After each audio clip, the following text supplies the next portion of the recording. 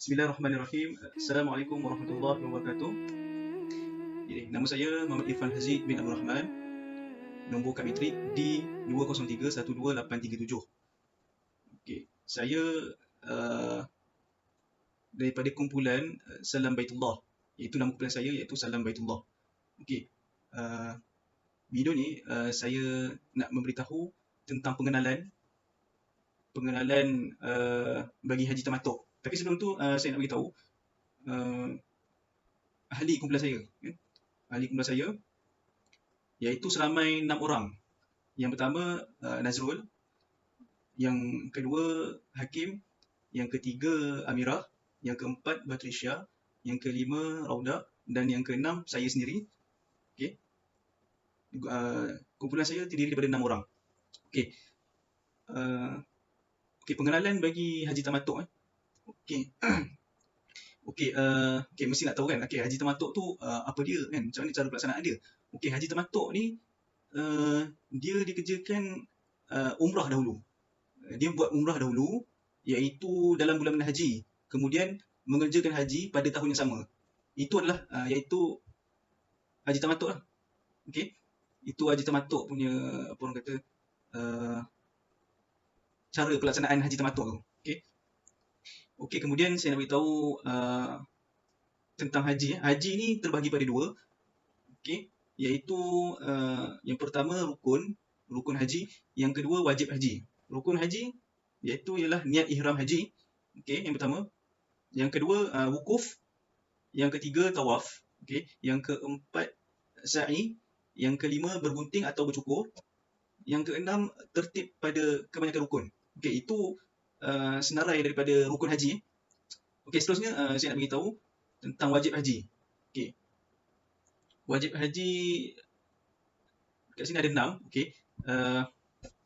Yang pertama iaitu niat di miqat, yang kedua iaitu larangan ihram, yang ketiga bermalam ataupun dalam bahasa Arab dipanggil mabit kan, iaitu bermalam di Muzdalifah dan di Mina.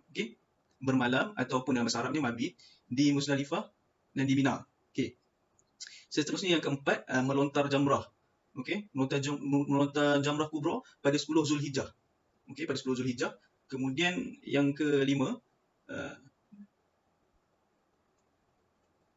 tadi yang ketiga tadi bermalam di Muzdalifah, bermalam di Muzdalifah. Yang ketiga tadi.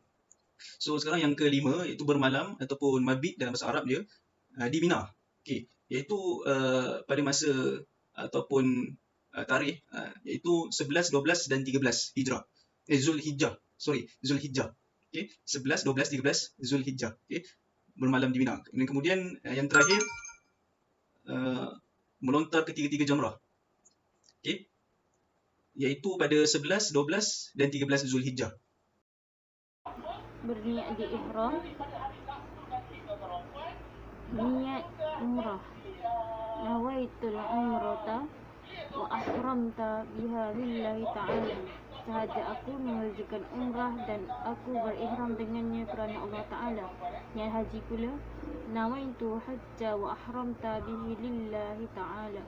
Sahaja aku mengerjakan haji dan aku berihram dengannya kerana Allah Ta'ala. Yang seterusnya, apakah maksud tawaf dan apakah syarat sah bagi tawaf? Tawaf bermaksud mengelilingi Kaabah sebanyak 7 pusingan, bermula dari sudut Hajarul Aswad dan berakhir pada sudut yang sama dengan syarat-syarat yang tertentu.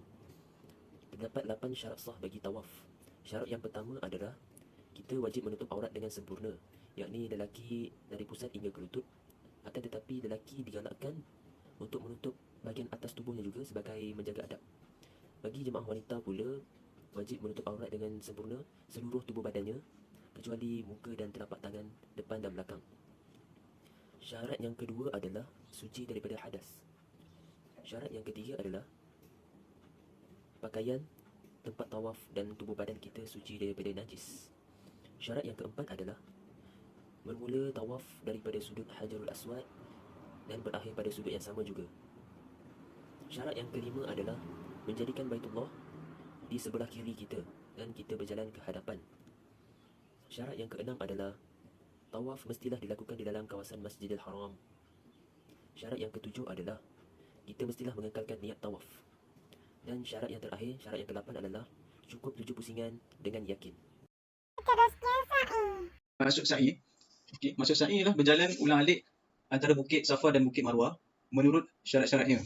Syarat sah sa'i kat situ ada 6 bagi syarat sah sa'i.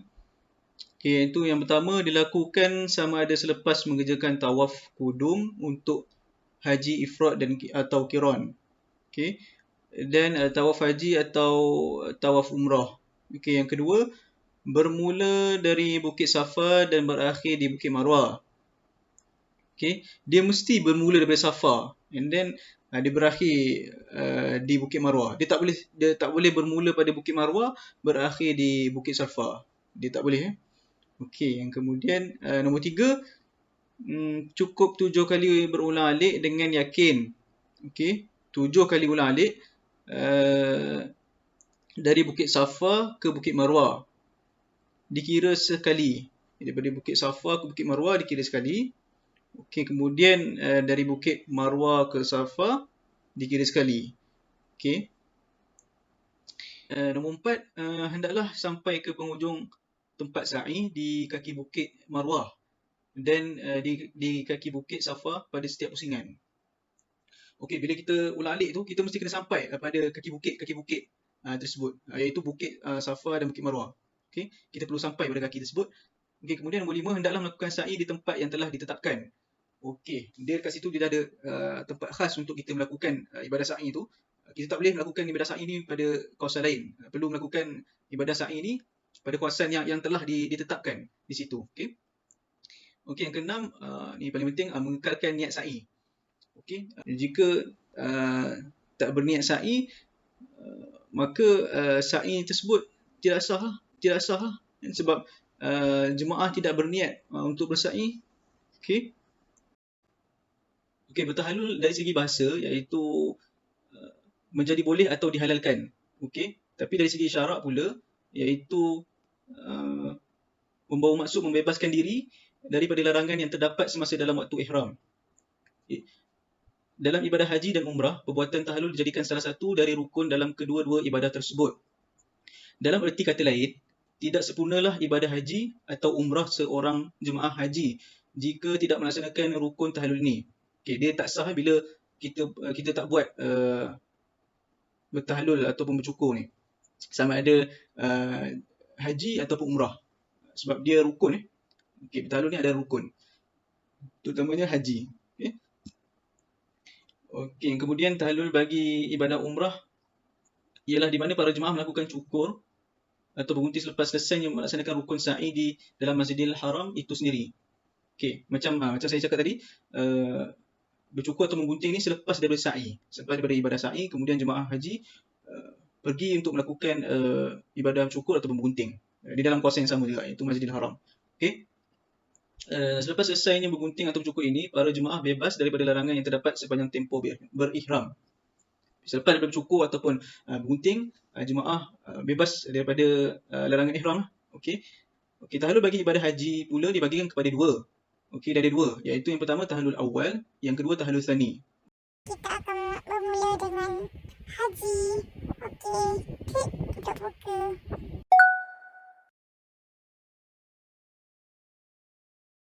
Ihram ialah permulaan amalan haji. Ia juga merupakan laluan masuk segala ibadah haji tersebut serta berbagai-bagai rukun dan wajibnya. Oleh itu, untuk memahami apa yang berkaitan dengannya, hukum hakam yang dibincangkan, terdapat 3 jenis iaitu miqat, cara berihram dan pengharaman semasa ihram. Apabila ingin melakukan ibadah haji atau umrah, hendaklah terlebih dulu melakukan perkara-perkara di bawah. Yang pertama, sunat mandi dengan niat mandi ihram. Sekiranya tidak mandi ihram, perlu tayamum. Mengharumkan tubuh, sunat mengenakan wangi-wangian, tidak mengapa jika masih terdapat semasa mengerjakan ibadah tersebut. Perempuan wajib menutup seluruh tubuhnya kecuali muka dan 2 tapak tangan yang wajib didedahkan. Menukar pakaian, orang lelaki wajib menukarkan pakaian dan menggantikan dengan sehelai kain yang tidak disarungkan dan sehelai selendang sunat berwarna putih kedua-duanya. Sunat melakukan solat sunat dengan niat sunat ihram. Niat ihram haji atau umrah setelah melakukan perkara tersebut, sama ada yang wajib atau adab-adab yang sunat, berniatlah ihram haji atau umrah dalam hati sebelum memulakan perjalanan dengan apa-apa cara sekalipun. Niat tersebut sunat dilafazkan. Ucapkanlah talbiyah. Labbaik Allahumma labbaik, labbaik la syarika laka labbaik, innal hamda wal ni'mata laka wal mulk la syarikalah. Yang wajib hanyalah niat di dalam hati. Niat di mulut talbiyah adalah sunat.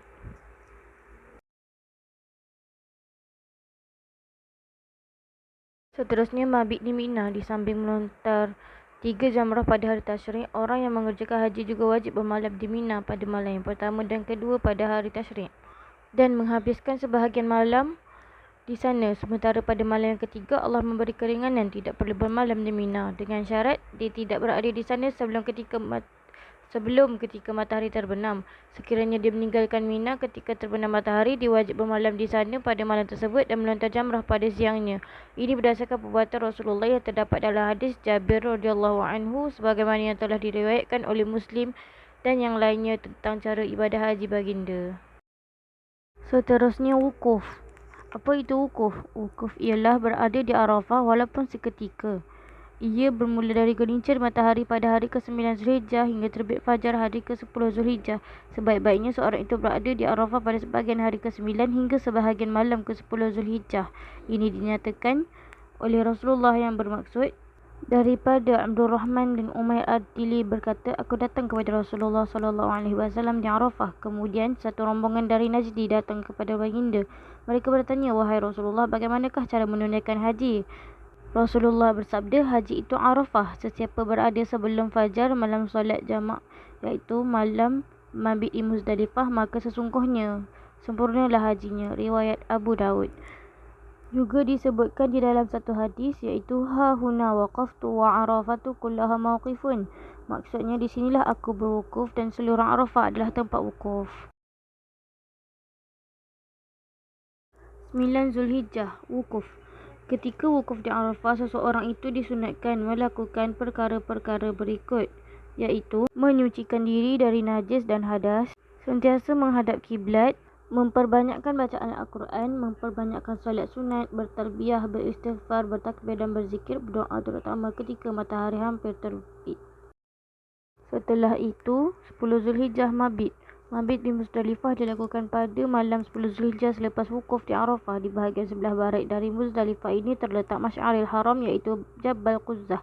Sebahagian mufassir mengatakan Masy'aril Haram adalah Muzdalifah seluruhnya. Di tempat ini jemaah melakukan mabit atau wukuf minimal telah melewati tengah malam. Memang yang lebih utama mabit dilakukan sampai selesai solat subuh sebelum berangkat ke Mina untuk melakukan jamrah Aqabah. Saya Raudahtun Nur binti Zainuddin, nometrik D203-12955 akan menunjukkan demo melontar jamrah. Sebelum itu, saya akan terangkan sedikit tentang melontar jamrah semasa Haji Tamattu'. Melontar jamrah semasa Haji Tamattu' dilakukan pada tarikh 10, 11, 12 dan 13 Zulhijjah.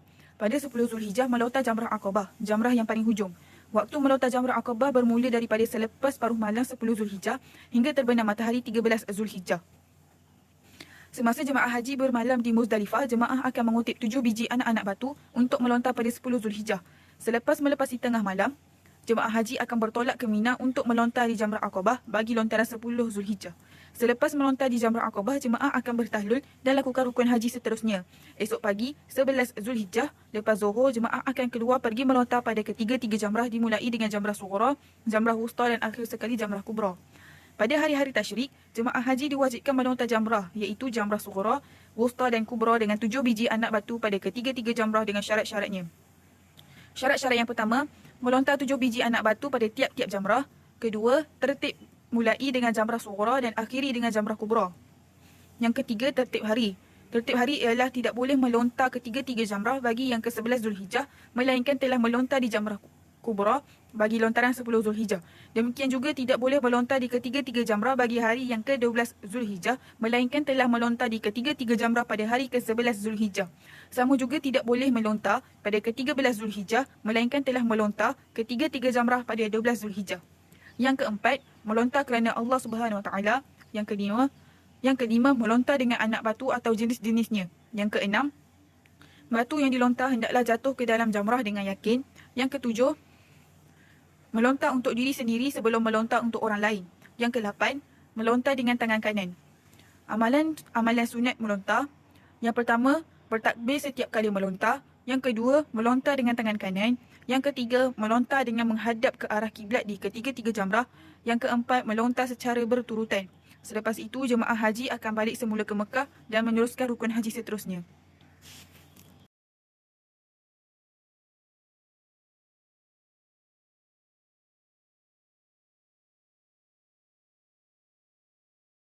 Assalamualaikum warahmatullahi wabarakatuh. Nama saya Nur Batulsyah binti Rosli dari Diploma Pengajian Islam yang memegang Nokat Matrik D20312978. Saya ingin memberi penerangan tentang ibadah sa'i. Pengenalan dan cara pelaksanaan ibadah sa'i. Sa'i merupakan rukun haji yang dilakukan selepas tawaf hudum atau tawaf rukun dengan berjalan ulang-alik bermula dari Bukit Safa dan berakhir di Bukit Marwah sebanyak 7 kali. Jarak antara Bukit Safa dan Bukit Marwah ialah 3.2 km atau sekitar 405 meter. Ketika melintasi Batu Wadi, kawasan ini ditandakan dengan lampu neon berwarna hijau. Disunatkan bagi jemaah lelaki untuk berlari-lari anak, manakala jemaah perempuan untuk berjalan cepat.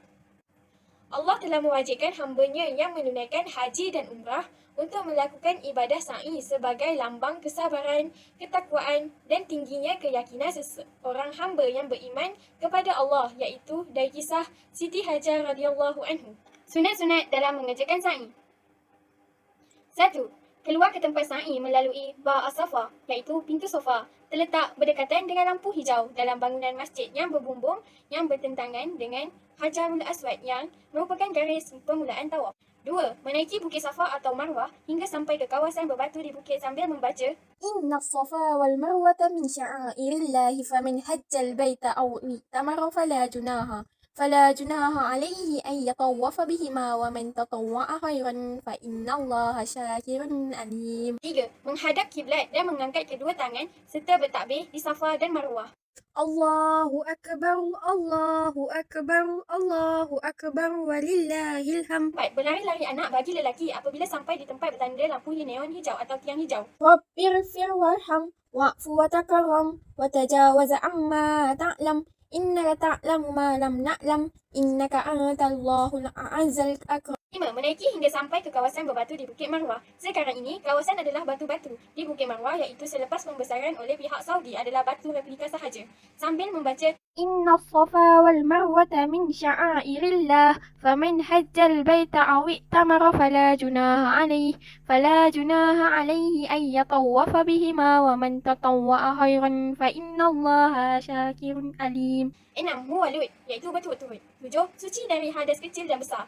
8. Berjalan kaki. 9. Berdoa atau berzikir atau membaca Al-Quran semasa melakukan sa'i.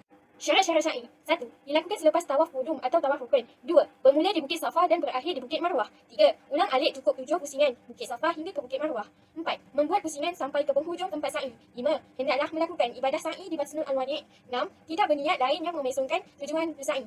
Seusai selesai 7 pusingan sa'i, disunatkan untuk mendirikan solat sunat 2 rakaat dan sebaiknya dilakukan di Masjidil Haram. Disunatkan juga untuk berzikir, berdoa dan membaca ayat Al-Quran yang mudah dibaca ketika sa'i. Berjalan ketika sa'i tidak perlu dilakukan dengan tergesa-gesa. Sebaliknya, buatlah dengan tenang dan khusyuk. Tambahan pula, rukun itu tidak diberatkan dengan bacaan yang panjang. Apa sahaja bacaan boleh dibaca sama ada zikir, tahlil, tahmid maupun berdoa. Assalamualaikum warahmatullahi wabarakatuh. Nama saya Muhammad Nur Hakim bin Muhammad Nazim yang memegang nombor matrik D20312901. Ini membuat penerangan tentang haji tamatuk mengenai tawaf wada. Setelah selesai haji dan umrah, sangat menggalakkan untuk melakukan tawaf wada. Apa makna tawaf wada?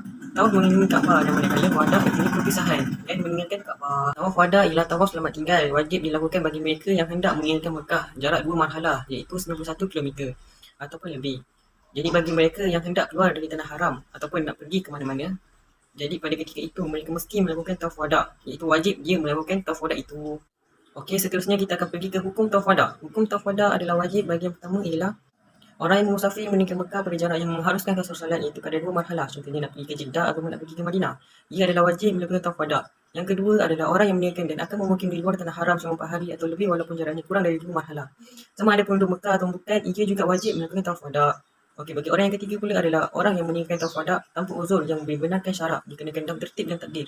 Maksudnya, dia sengaja nak meninggalkan tawaf wada, maknanya dia hendaklah dikenakan dalam tertib dan takdir. Seterusnya saya akan menunjukkan cara bagaimana kita hendak menunaikan tawaf wada. Bila kita hendak membuat tawaf wada, kita mestilah niat terlebih dahulu untuk menunaikan tawaf tersebut. Sebelum tawaf wada disyariatkan melafazkan niat berikut seperti Ya Allah, aku hendak tawaf Baitullah Al-Haram 7 kali tawaf wada, maka mudahkanlah bagiku dan terimalah daripadaku kerana Allah Ta'ala. Amin ya rabbal alamin.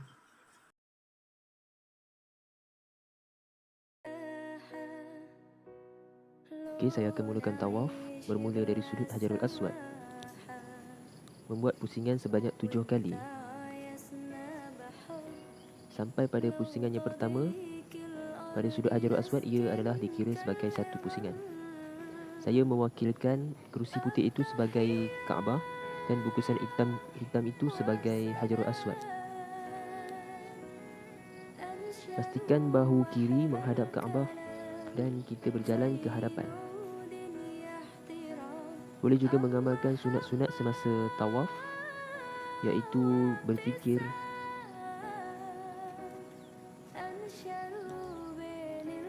kita perlulah melakukan pusingan sebanyak 7 pusingan dengan yakin.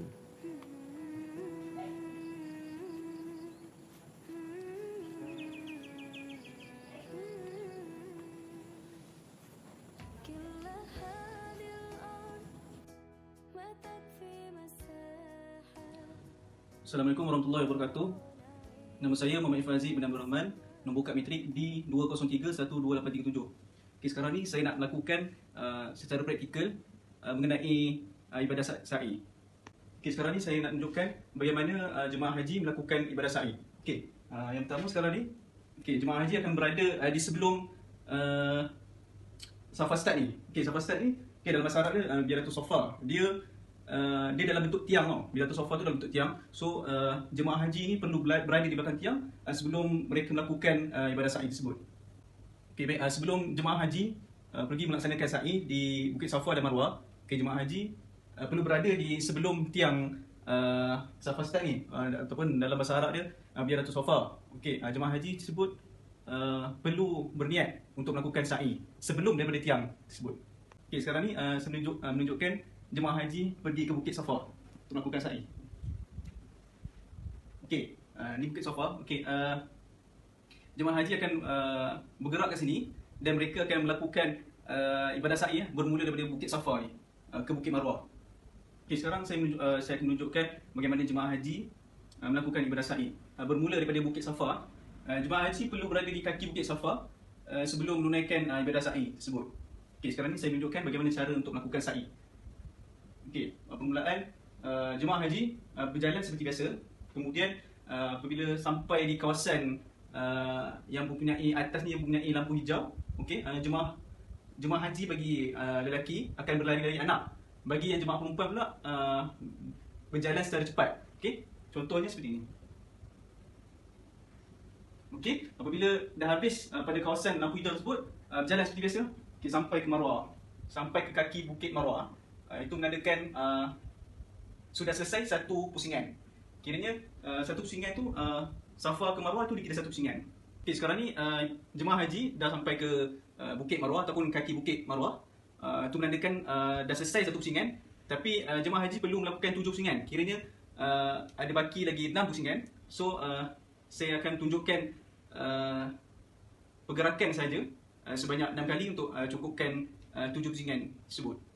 Okay, sekarang ni saya akan menunjukkan pergerakan jemaah haji untuk pusingan yang kedua dan seterusnya sampai habis lah. Kira 7 pusingan. Okay, sekarang ni masuk pusingan yang kedua.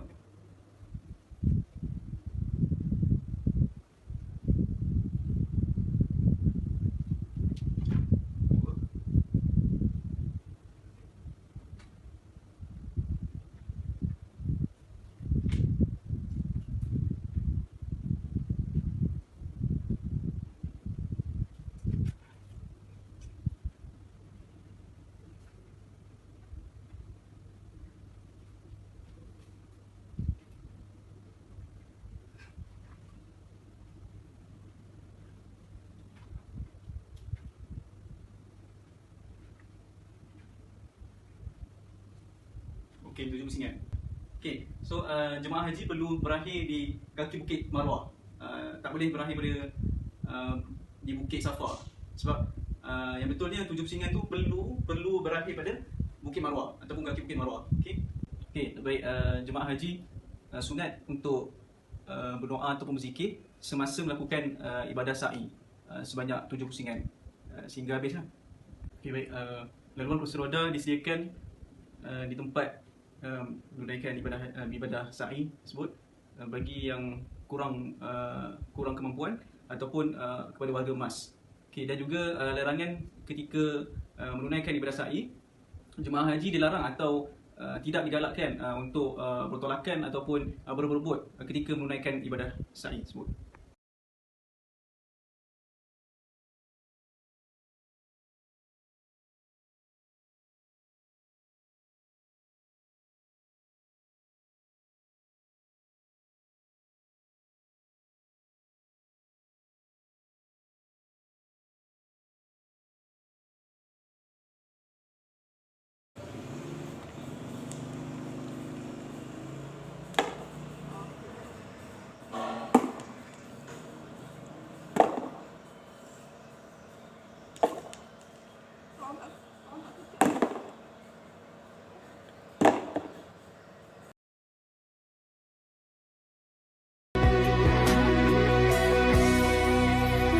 Lafaz niat sa'i haji. Allahumma inni uridu an as'a baina Safa wal Marwah sab'ata ashwatin sa'yal haji lillahi ta'ala. Ya Allah, aku hendak sa'i antara Safa dan Marwah 7 kali sa'i haji kerana Allah Ta'ala. Seterusnya, angkatlah kedua-dua belah tangan melambai-lambai ke hala Baitullah 3 kali dengan bertakbir. Allahu Akbar, Allahu Akbar, Allahu Akbar, walillahil hamd. Setelah itu, mulalah berjalan menuju ke Bukit Marwah. Labbaik Allahumma labbaik, labbaik la syarika laka labbaik, innal hamda wa ni'mata lak, wal mulka la syarika lak. Labbaik Allahumma labbaik, labbaik la syarika laka labbaik, innal hamda wa ni'mata lak, wal mulka la syarika lak. Labbaik Allahumma labbaik, labbaik la syarika laka labbaik, innal hamda wa ni'mata lak, wal mulka la syarika lak. Labbaik Allahumma labbaik, labbaik la syarika laka labbaik, innal hamda wa ni'mata lak, wal mulka la syarika lak. Labbaik Allahumma labbaik, labbaik la syarika laka labbaik, innal hamda wa ni'mata lak, wal mulka la syarika lak. Labbaik Allahumma labbaik, labbaik la syarika laka labbaik, innal hamda wa ni'mata lak, wal mulka la syarika lak. Labbaik Allahumma labbaik.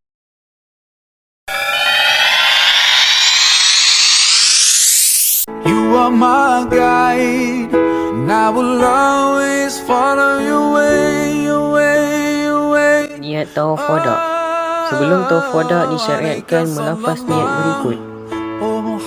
Ya Allah, aku hendak tawaf Baitullah Al-Haram 7 kali tawaf wada, maka mudahkanlah bagiku dan terimalah daripada kerana Allah Ta'ala. You inspire me in every way.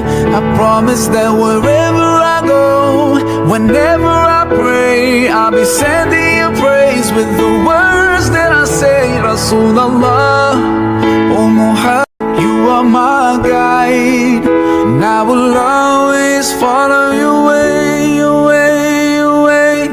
Oh, alayka sallallahu, oh Muhammad. Peace and blessings on you every day. Alayka sallallahu, oh Muhammad. You inspire me in every way. I promise that wherever I go, whenever I pray, I'll be sending you praise with the words that I say. Rasulullah, oh Muhammad, you are my guide, and I will always follow your way, your way, your way. Oh, alayka sallallahu, oh Muhammad. Peace and blessings on you every day. Alayka sallallahu, oh Muhammad. You inspire me in every way. I promise that wherever I go, whenever I pray, I'll be set. You are my guide, and I will always follow your way, your way, your way. Oh, alayka sallallahu, oh Muhammad.